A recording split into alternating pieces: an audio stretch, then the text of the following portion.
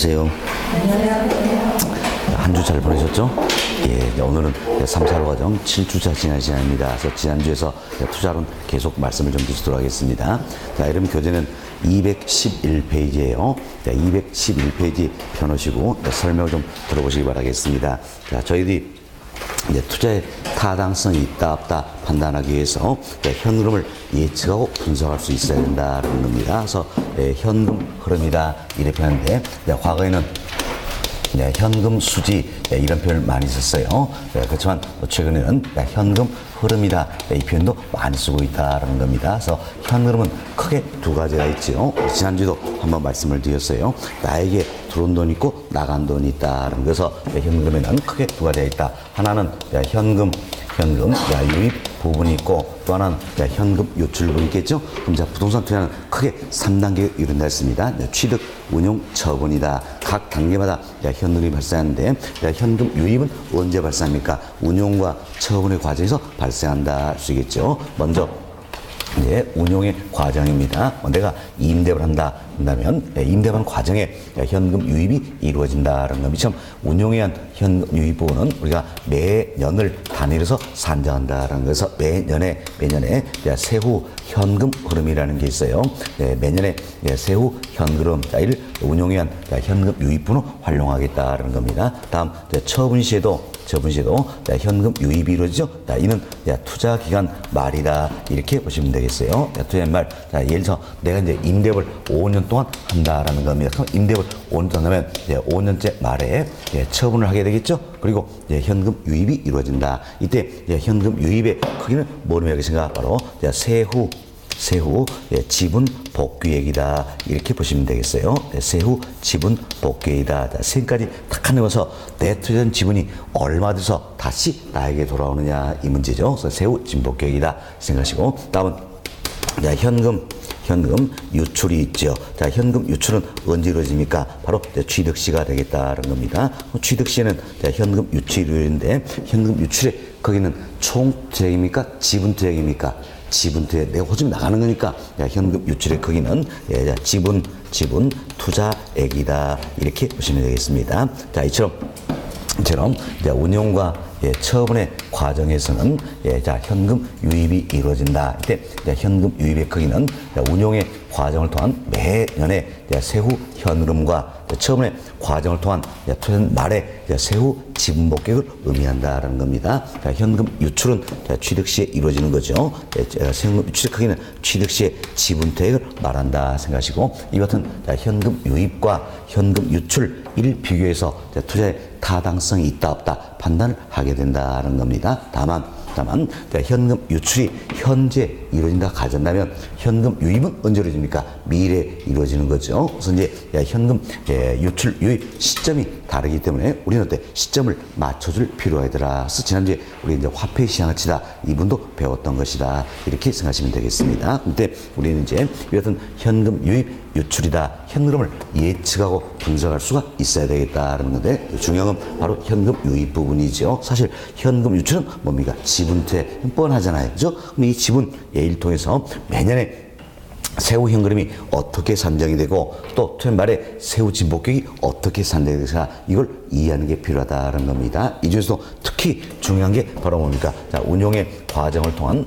매년에 세후 현금이 어떻게 산정될 것인가 이는 너무너무 중요한 부분이다 이렇게 생각하시면 되겠습니다. 자, 이제 이런 정도 개괄적으로 말씀을 드리고 자, 여러분 교재 211페이지 1번 챕터 보시면 영업수지 계산이다 소개되고 있죠. 자, 이 분이 바로 이제 운용의 과정을 통한 매년에 세후 현금을 산정한 플로차트다라는 겁니다. 너무너무 중요하다 그랬습니다. 그래서 이제 1번 챕터 옆에다가는 별표 13개 해주시기 바라겠습니다. 별표 13개 의미가 뭡니까?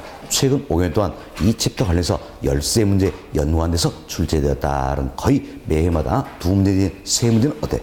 연관이 된다. 이 생각하시고 잘 들어보시기 바라겠습니다. 먼저 우리가 이제 이렇게 가정을 해봅시다. 내가 여튼 A라는 임대부산을 취득해서 임대업을 하고자 한다는 이야기예요. 그런데 나 이제 5년 동안 임대업을 하고자 한다는 겁니다. 자, A라는 임대부산이니까 총 20실이에요. 20실인데 이제 실당 월 100만 원의 임대를 받을 수 있을 것이다. 이렇게 예상이 된다는 겁니다. 물론 1차 연도예요. 1차 연도다. 2차 연도는 또 이제 인플레 부분이 있기 때문에 임대를 더 많이 받을 수도 있겠죠. 지금 우리 1차 연도 기준해 봅시다. 그래서 1차 연도는 실당 월 100만 원의 임대를 받을 수 있을 것이다. 이렇게 예상이 된다는 이야기예요. 자, 지금 내가 임대를 한다 그랬죠?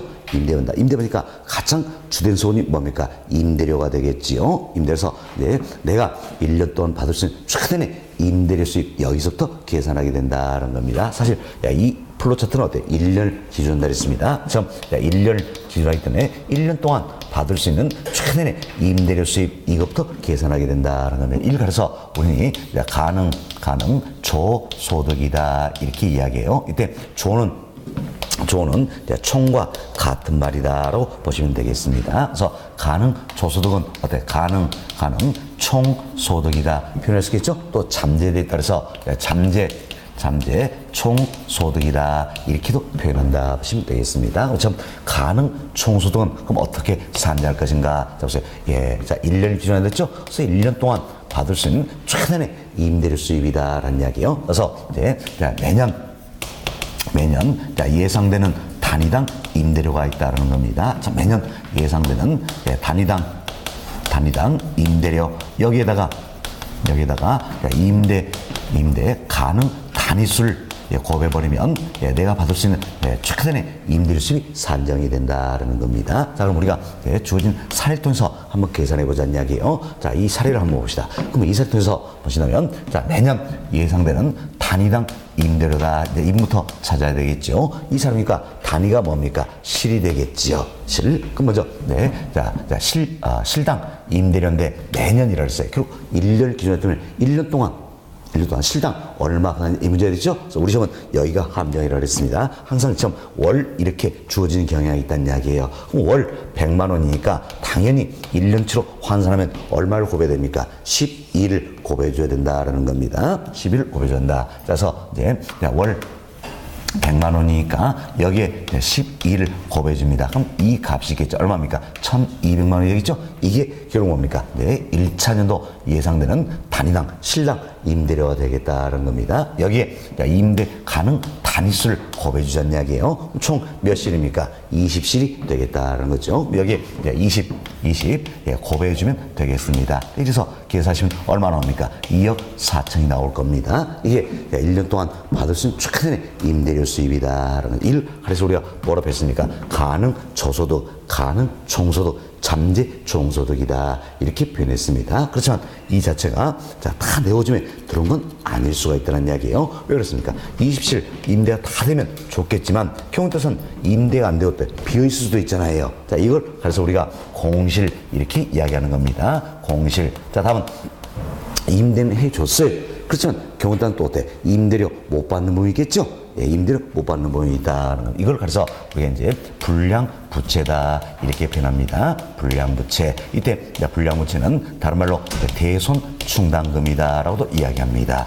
자, 대손충당금 예상하세요. 손실난 금액을 충당하는 금액이다 이렇게 보시면 되겠어요. 그래서 대손충당금이다. 이건 뭘 뜻한다 했습니까? 불량부채 이걸 뜻한다라는 겁니다. 근데 공실 불량부채 이 부분은 내가 어때? 못 받는 부분이잖아요. 못 받는 부분이니까 당연히 가능 총소득에서 빼줘야 되겠지요. 빼준다. 다음 내처럼 임대를 하다 보면 층층이 또 자판기를 설치할 수 있겠지요. 그래서 이로부터 또 다른 소득을 얻어볼 수 있겠지요. 옥상에 광고탑 하나 설치해주고 또 다른 소득을 얻어볼 수가 있더라. 자, 지하철장 운영하고 또 다른 소득을 얻어볼 수 있겠지요. 시험 가장 주된 수입원인 임대료 이외의 어떤 소득들이 있더란 이야기예요. 그래서 이걸 모두 모아가지고 이제 기타 소득이다 이렇게 표현하는 겁니다. 그럼 기타 소득은 나에게 들어온 거니까 더해줘야 되겠지요. 더해줘서 가능 총소득에서 공실 불량부채를 빼주고 기타 소득을 더해줍니다. 더해주면 실제 총소득이 산정이 된다 쓰겠죠. 이를 가려서 우리가 유효 조소득이다라고 이야기합니다. 또는 유효 총소득이다. 실제 총소득이다라고 표현을 하는 겁니다. 그래서